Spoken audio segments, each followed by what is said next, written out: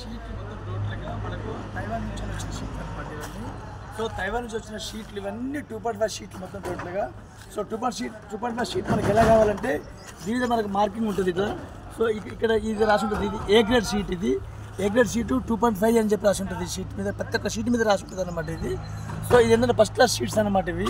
మనం ఎంత ఎగిరి దుక్కినా కానీ సరే, ఎంత ఇచ్చినా కానీ సరే అవి 80% కూడా మనకు బ్రేక్ ఛాయిస్ ఉంటుంది అనమాట.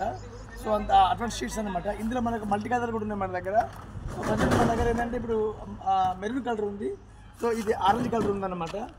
టోటల్గా ఏంటంటే ఇంకా మన దగ్గర ఇంకా లోపల మనకు ఇది బయట గోడలు పెట్టాము, లోపల ప్రెస్ లేక లోపల పెట్టడంలో గ్రేన్ ఉంది, గ్రే కలర్లో ఉంది. సో 2.5 షీట్స్ కూడా ఉన్నాయి మన దగ్గర.